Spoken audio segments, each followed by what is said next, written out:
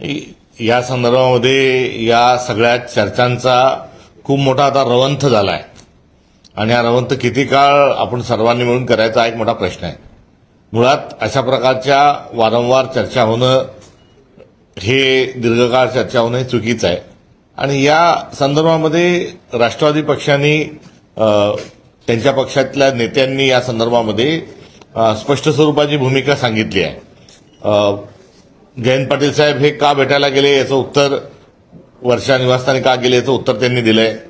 सुप्रियाताईंनी देखील या संदर्भामध्ये इंडिया अलायन्स बैठकीमध्ये आम्ही एकत्रित बसून चर्चा करू असंही सांगितलंय.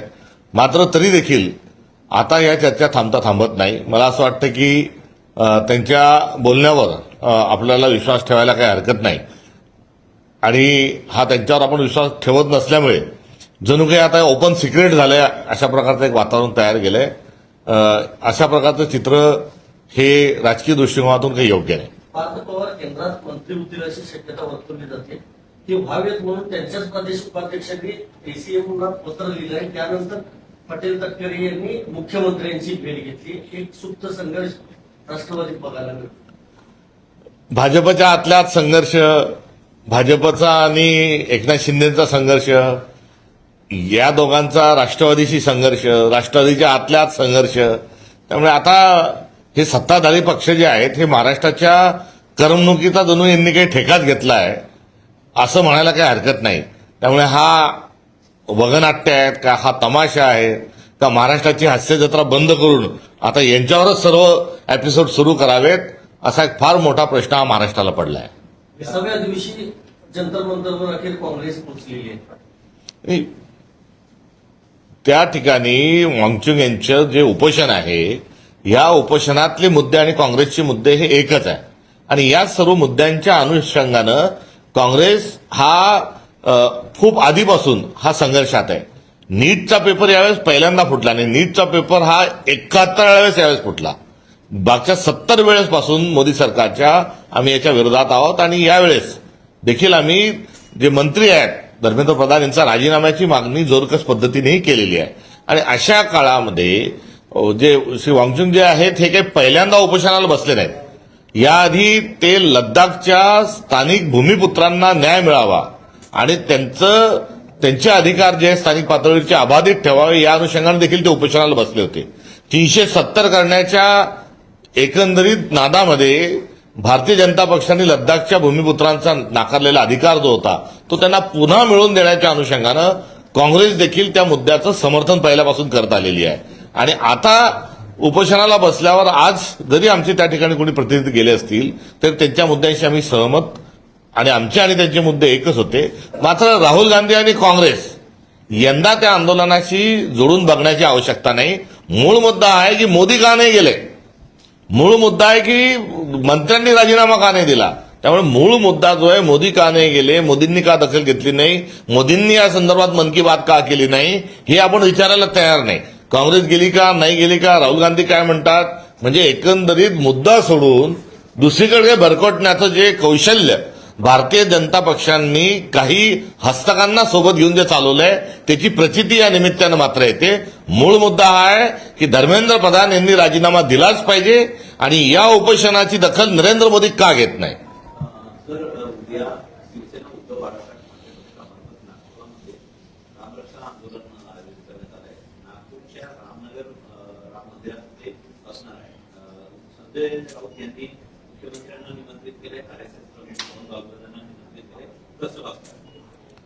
रामाच्या एकंदरीत मंदिरामध्ये जी काही चोरी झाली आहे फार मोठ्या प्रमाणावर आहे आणि हे चोरी करणारे राष्ट्रीय स्वयंसेवक संघाचे स्वयंसेवक होते.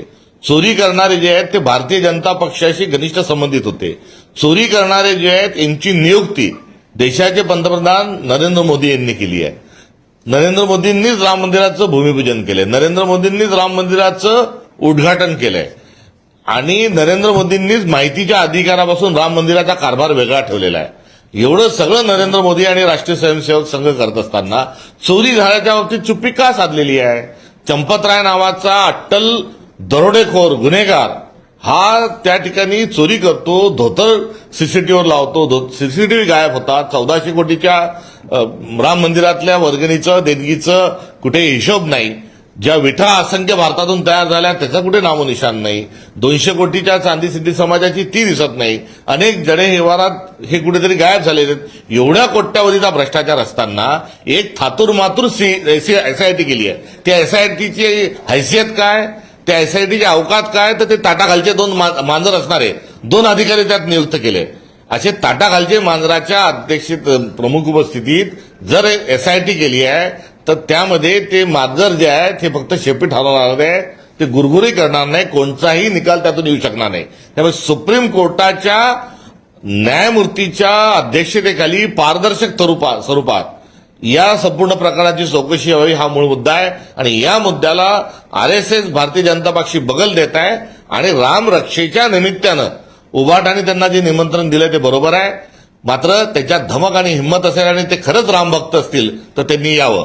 अन्यथा रामनाम जपना परायणाम अपना हे ब्रीदवाक्य राष्ट्रीय स्वयंसेवक संघाचं आणि भारतीय जनता पक्षाचं झाल्याशिवाय राहणार नाही. मुंह में राम और बगल में दत्तू राम ही त्यांची प्रवृत्ती असल्याचं पुन्हा एकदा सिद्ध होत आहे. महाराष्ट्र प्रदेश काँग्रेस कमिटी मार्फत एक चर्चासत्राचं उद्या आयोजन करण्यात आलंय. अमेरिका इराण युद्धावर भारतावर होणारे परिणाम कोणकोण उपस्थित असणार? या संदर्भात चर्चा झाली पाहिजे. भारताच्या नागरिकांपुढे सगळी बाजू आली पाहिजे. आपल्या देशाची जी एक परंपरा आहे, आपल्या देशाची जी शक्तिस्थान आहेत ती आपण ओळखून आपण सत्यावर पडदा न टाकता आपण पुढे गेलं पाहिजे. डोळं आपण पुढे गेलं पाहिजे. आता विश्वात्मके देवे ही आपली आध्यात्मिक भूमिका आहे. तर पंडित जवाहरलाल नेहरूंसारख्या माणसांनी जगातल्या सर्व देशांनी एकत्र येऊन कुठेतरी अहिंसक पद्धतीने पुढे गेलं पाहिजे याचं बीजारोपण केलं. तर नॉन व्हायलन्स मुवमेंट सारखी एक मुवमेंट इंदिरा गांधी सारख्या एका व्यक्तिमत्वानं ती पुढे नेली.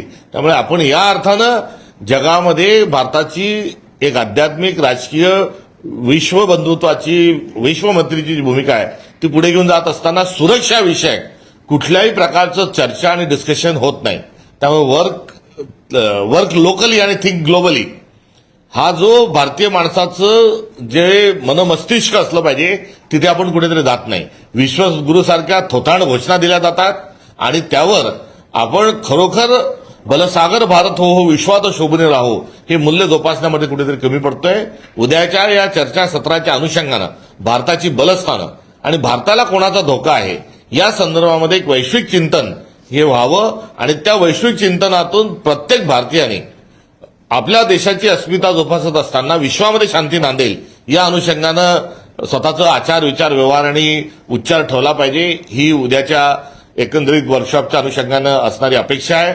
आणि अलीकडच्या काळात ग्लोबलायझेशन झाल्यानंतर आणि 1992ला मनमोहनसिंग नरसिंहरावांनी गॅट करारावर स्वाक्षरी केल्यानंतर खुल्या अर्थव्यवस्था आपण गेल्यानंतर आता भारतातच काय चालू आहे, महाराष्ट्रातच काय चालू आहे, माझ्या गावातच काय चालू आहे याकडे लक्ष ठेवून भागणार नाही. तर आपल्याला पण आपलं जे व्हिजन आहे हे वैश्विक करावं लागेल आणि त्या वैश्विक व्हिजन करण्याच्या अनुषंगानं उद्याचं चर्चासत्र आहे.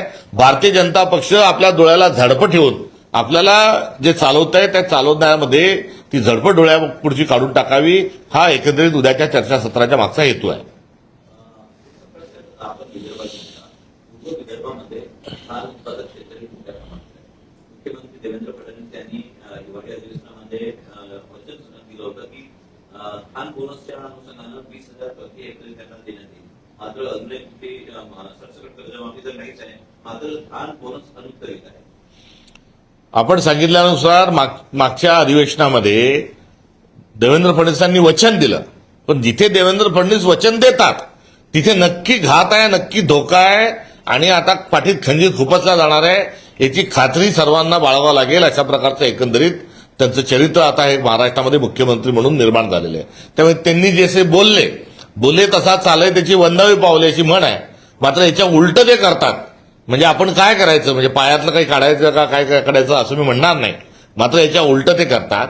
शेतकऱ्यांची कर्जमाफी फसवी आहे ते पुन्हा एकदा आपल्या सगळ्यांच्या समोर आलंय. मात्र महाराष्ट्र विद्युत महामंडळ एमएसईबी ही त्यांच्या मित्राला इंधन देण्या उद्योगपती मित्राला त्यांच्या त्यांचे आका नरेंद्र मोदी यांच्या मित्राला ते इंधन द्यावी म्हणून इलेक्ट्रिकच्या संदर्भात विजेच्या संदर्भात शेतकऱ्यांच्या संदर्भातलं जे थकबाकी आहे ती सरकार भरती आहे. त्यासाठी सर्वात आधी पैसे दिले जातील आणि ते पैसे देऊन संपूर्ण एमएससीबी जी आहे ही उद्योगपती मित्राच्या घशात घातल्या जाईल यासाठी त्यांच्याजवळ पैसे आहेत. समृद्धी महामार्ग करण्यासाठी त्यांच्याजवळ पैसे आहेत.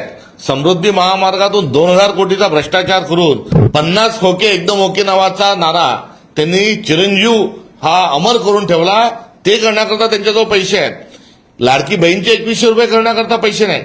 दुष्काळाच्या सावटात सापडलेल्या शेतकऱ्यांना सानुग्रह अनुदान देण्याकरता त्यांच्याजवळ पैसे नाही. दुबार पेरणीचे पैसे देण्याकरता त्यांच्याजवळ पैसे देण्याकरता त्यांच्याजवळ कुठल्या प्रकारची तरतूद नाही. त्यांना कल्याणकारी योजना राबवण्यासाठी त्यांच्याजवळ तरतूद नाही. मात्र शक्ती महापीठ करण्याकरता त्यांच्याजवळ पैसे आहे. हा देवेंद्र फडणवीसांचा बेगडीपणा जो आहे हा एव्हाना महाराष्ट्राच्या लक्षात आलाय. करिता स्वतःचं प्रोजेक्शन काय इन्फ्रामॅन असं स्वतः करून घेत असताना ते इन्फ्रा मॅन नाही, ते डिझास्टर मॅन आहे. ही महाराष्ट्राची असणारी आजची वर्तमान वस्तुस्थिती आहे.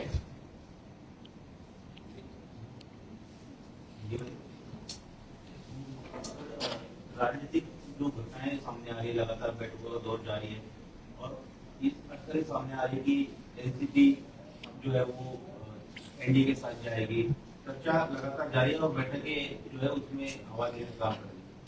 लगातार इस प्रकार से चर्चा हो रही है. सुबह दोपहर शाम अलग अलग खबरें जो आ रही है, ये खबरें आना थोड़ा आश्चर्यकारक है.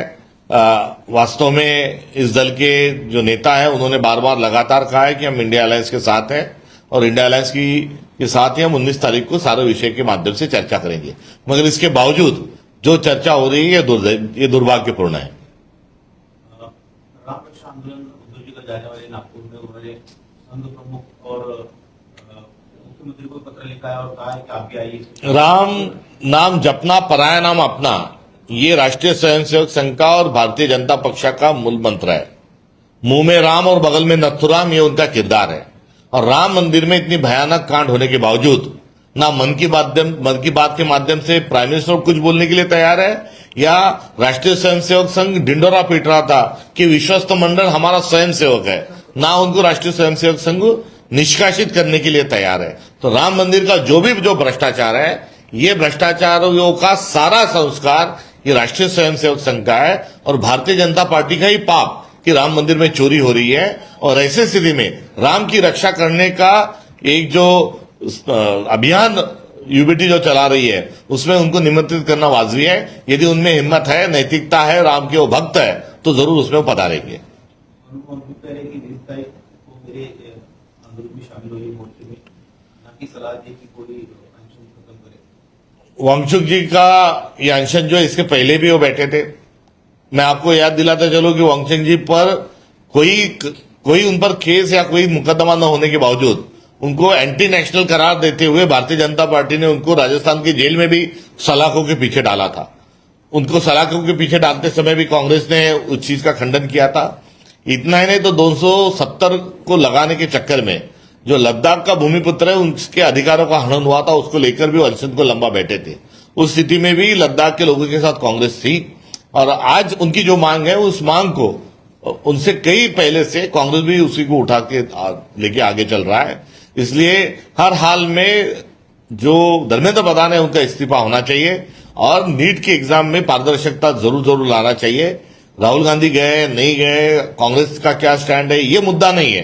नरेंद्र मोदी क्यों नहीं गए 20 दिन के बाद, ये मुद्दा है. धर्मेंद्र प्रधान ने इस्तीफा क्यों नहीं दिया, ये मुद्दा है. इस मुद्दे से ध्यान भटकाने के लिए भारतीय जनता पार्टी अनशन स्वरूप के प्रोपोगंडे कर रहा है. कुणाल कामरानं असं म्हटलंय जंतर मंतर गेल्यानंतर सीता के पती असं म्हटलेलं आहे. तिथं रामाचं नाव डायरेक्टली घेतलं नाही, त्याच्यावरून टीका होते कामरावर. आता नाही, राधेचा पती, सीतेचा पती हे आपल्या असणाऱ्या आध्यात्मिक ठेवी आहे आणि या संदर्भामध्ये सीतामाऊलीच्या पतीच्या संदर्भामध्ये उल्लेख करणं हा काही चुकीच्या अर्थाने घेतलेला नाही. मात्र राम जे आहेत त्याच्यावर आमचीच मालकी आहे असा टेंबा मिरवणाऱ्या लोकांना हे गळे उतरणं अवघड आहे. हे राम म्हणणाऱ्या आमचा सर्वोच्च नेता हे राम म्हणून त्यांचा मृत्यू झालेला आहे. त्यामुळे त्यांच्याजवळ कुठल्याही प्रकारची करुणा नाही, ते या अनुषंगाने पुन्हा एकदा सिद्ध झालंय. पडळकरांनी पोस्ट केलेली आहे, जयंत पाटील यांना आता चांगली सूट लागेल. आता कलगीतुरा जो आहे हा महाराष्ट्रात वेगवेगळ्या ठिकाणी सुरू आहे. विकासावर समस्येवर कोणी बोलायला तयार नाही, दुर्दैव आहे.